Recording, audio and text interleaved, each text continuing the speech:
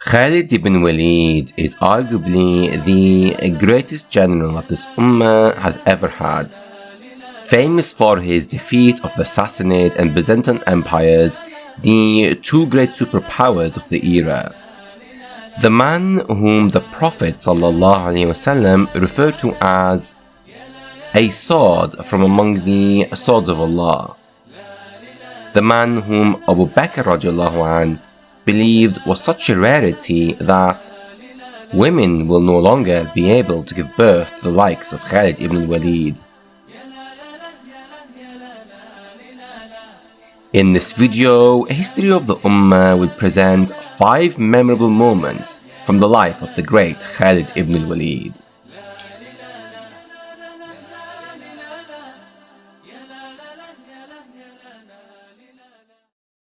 But before we start, please remember to click on the notification and subscribe buttons, and to give us a like. This would really help the channel. Jazakallahu khairan. Number 1. His conversion to Islam. Considering everything that he would go on to achieve for the Ummah, it is sometimes easy to forget that Khalid ibn Walid had initially been an opponent to the Muslims. For those of you who don't know, Khalid had initially fought against the Muslims of Medina. Most notably, he took part in the Battle of Uhud against the Muslims, commanding the cavalry on the right flank for the army of Quraysh.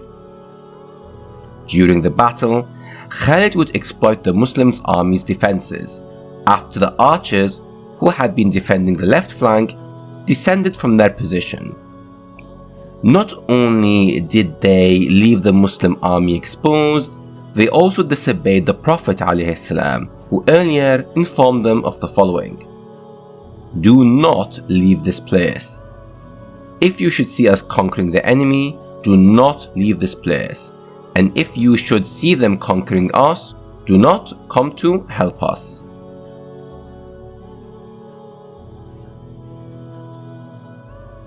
By disobeying the Prophet ﷺ, the Muslims would find themselves fighting at 2 fronts, and they would eventually be overwhelmed by Quraysh's army.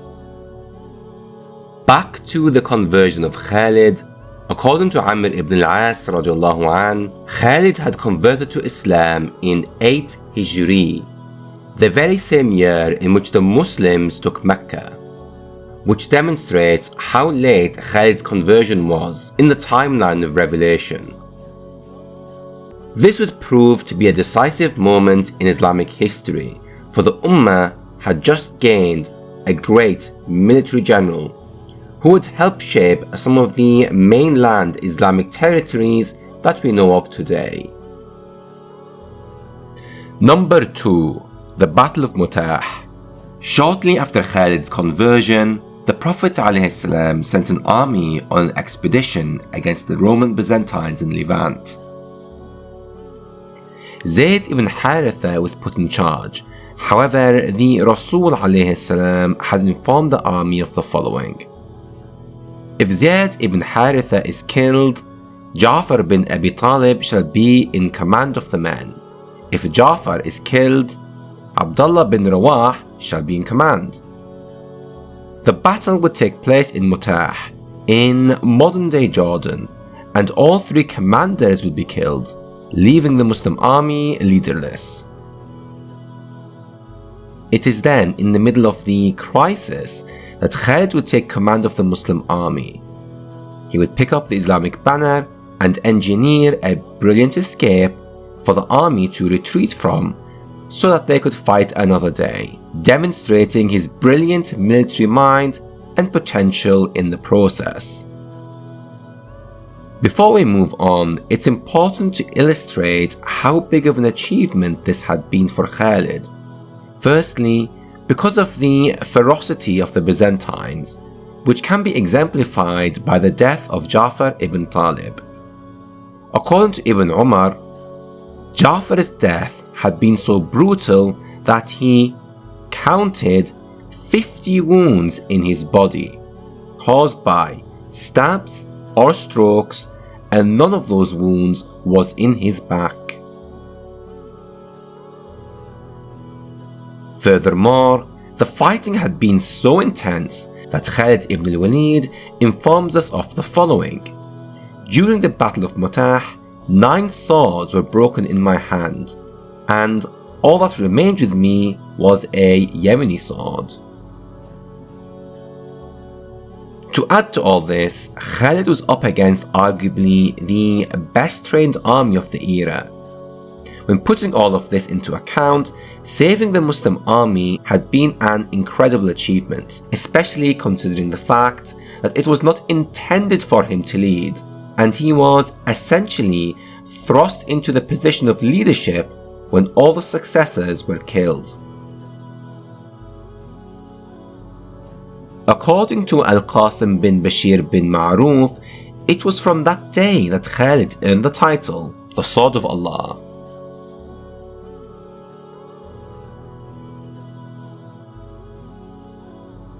Number 3. His conquests in Persia.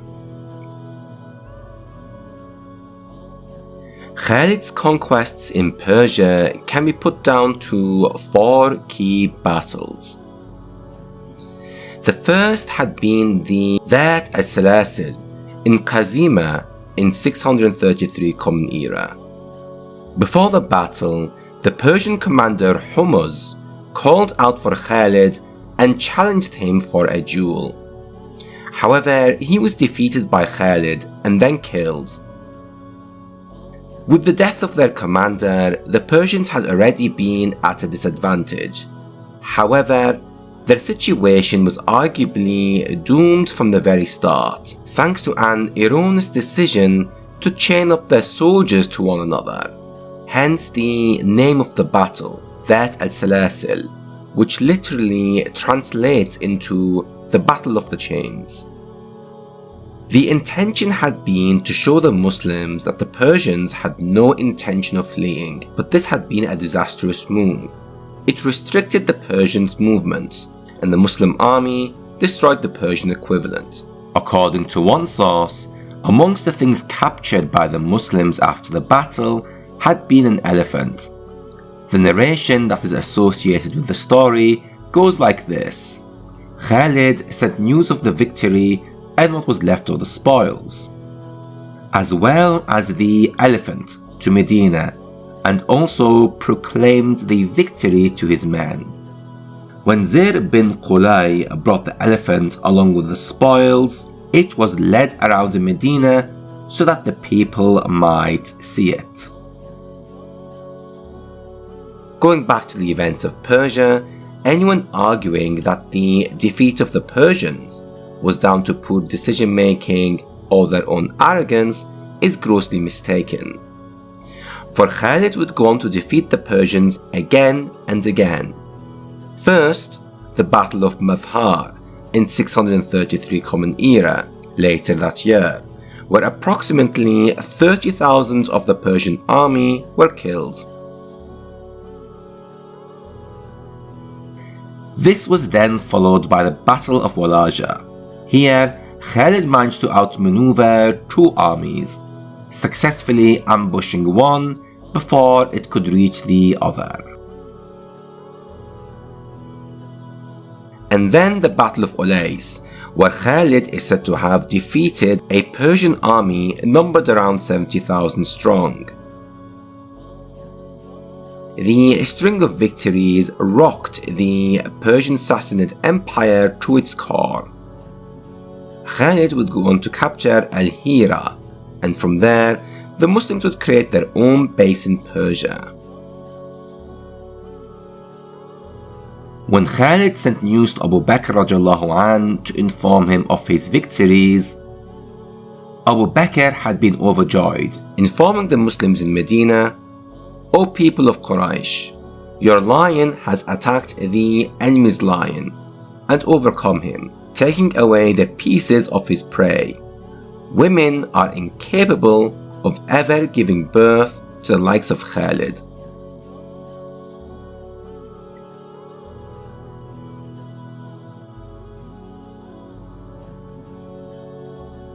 Remember, the Persian Sassanid Empire had been one of the 2 great superpowers of the era.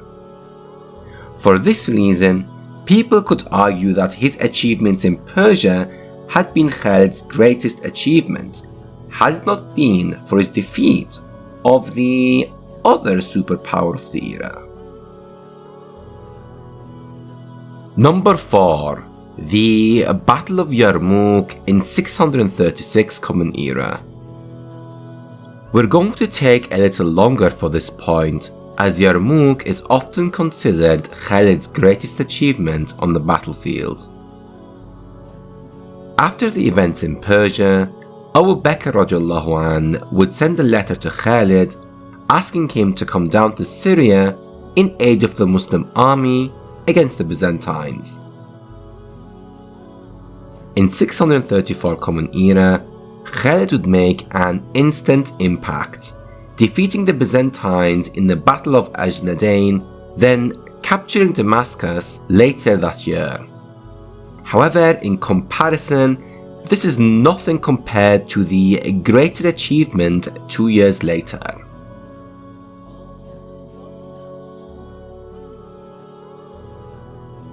In 636 Common Era, the Muslims would come up against the very best of the Byzantine army near the river of Yarmouk. According to Ibn Ishaq, the difference in number between the two armies had been 100,000 versus 24,000 in favor of the Byzantines. Although these figures are disputed, most sources accept that the Byzantine army had been far larger. Before the battle, the Byzantines would attempt to bribe Khalid into leaving, informing him, "We know that it is hardship and hunger that have brought you out of your lands. We will give every one of your men 10 dinars, clothing and food if you return to your lands, and next year we will send you a similar amount."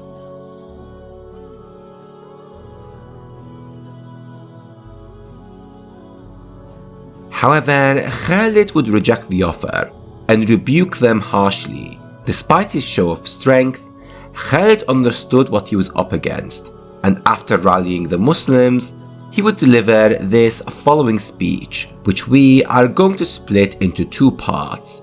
The first part goes like this. "This is a day from among the days of Allah. There should be in it neither pride nor wrongdoing. Make your striving sincere, seeking Allah by your work, for this day also have what lies beyond it. Do not fight any people in a formation and arrangements under separate banners, and dispersing yourselves along a line. For that is neither legitimate nor ought it to be. Those behind you, if they knew what you know, would keep you from doing this. In those areas about which you have not received explicit instructions, act accordingly to what you believe would be the opinion of your ruler, and what he would prefer."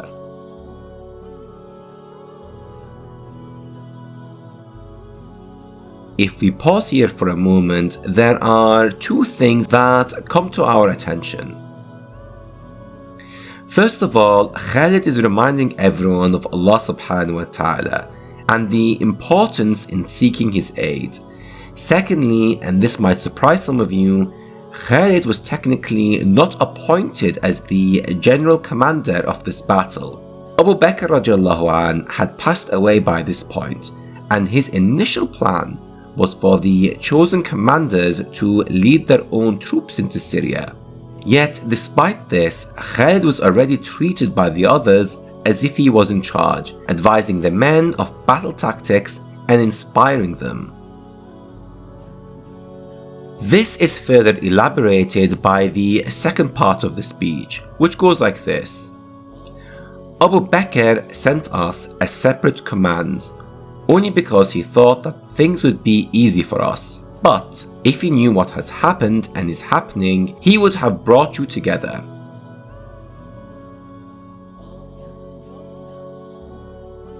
The appointment of one of you as an overall commander will not diminish you in stature with Allah or with the Caliph of Allah's Messenger. Let us get to it, for these enemies have readied themselves for us. This is a day of consequence. If we drive them back to their trench today, we will not cease driving them back. If, on the other hand, they defeat us, we will not succeed afterward. Leave me to take charge of you today. Again, if we pause here and analyze what was said, Khalid is literally changing the approach of the army, telling the generals to unite under one man rather than have each general lead their own regiment as Abu Bakr radiallahu anh intended. We can also see some of Khalid's charisma and confidence, reminding everyone that submitting under one commander would not diminish their status in front of Allah subhanahu wa ta'ala or the Caliph. Furthermore, he reminds everyone of what was at stake if they were to win or lose, and how decisive the outcome may be. Finally, Khalid puts his name forward to lead for the first day, which further demonstrates the confidence he had in his own ability. And speaking of his confidence, one man would later say, "The Romans are so numerous and the Muslims so few." However, Khalid would respond, "How few are the Romans and how many the Muslims? Armies become numerous only with victory and few only with defeat, not by the number of men. By Allah, I would love it if the Roman horse was cured of the pain in its hooves, and if the enemy were twice as many." The battle itself would take place over a duration of 6 days, and despite the Romans' larger numbers, the Muslims would defeat the Byzantines. When analysing the outcome of Yarmouk, considering who the Muslims were up against and the sheer size of their opposition, one should reflect upon what Allah subhanahu wa ta'ala had revealed in the Quran. One verse in particular that comes to mind: "How many times has a small force vanquished a mighty army by the will of Allah?"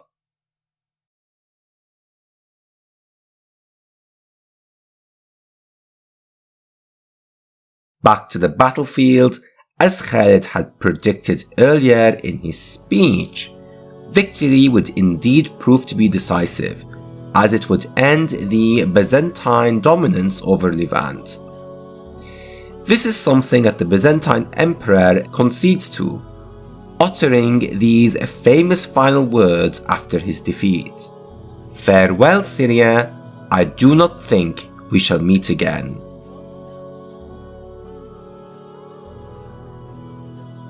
Finally, his death and legacy. Moving on from the battles that Khalid took part in, quite remarkably, Khalid's death is just as memorable, even though his death itself was likely due to natural causes. In fact, the following quote, which is attributed to Khalid while he was on his deathbed, is arguably the most famous, which goes like this: "I participated in so and so number of battles, and every part of my body sustained an injury due to a stab or a shot. Yet, here I am, I die in my bed. Let not the eyes of the cowards ever taste sleep." He had reportedly also said the following: "I asked for martyrdom, so it was not possible for me, except to die in my bed." Such comments are truly remarkable, considering everything that Khalid had achieved. By the end, we are left with the feeling that Khalid was left disappointed in the manner of which he died, before taking a swipe at the cowards of the dunya. As for his legacy, Khalid radiallahu anh will always be remembered, for he had defeated the two great powers of the era and died undefeated. His efforts are still very much alive today, as he helped establish cornerstones in the Islamic world, especially for the Muslims in Levant and Mesopotamia,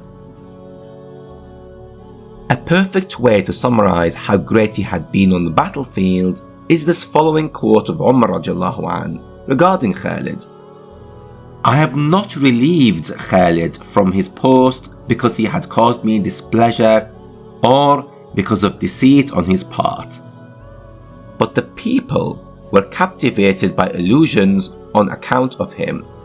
So I was afraid that they would confer too much trust upon him and would consequently be tested. I wanted them to realize that it was Allah who is the creator of all things, and I did not want them to be subject to an illusion. Essentially, Khalid had been doing such a great job that Umar radiallahu anh felt it was necessary to remove him from his position, for fear that the people may begin to rely on him rather than Allah subhanahu wa ta'ala. And there you have it, 5 memorable moments from arguably the Ummah's greatest military general of all time. Of course, there is still more to discuss, such as his efforts at the Battle of Yarmouk against Musaylim al-Kadhab. Inshallah, in the future we will return to Khalid. As for now, leave a comment in the comment section on what you would like to see covered next. Also, make sure you click on the notification and subscribe buttons so that you're always up to date with our latest videos. Finally, while you're still here, you might want to check out some of the other videos on the channel. Assalamu alaikum wa rahmatullahi wa barakatuh.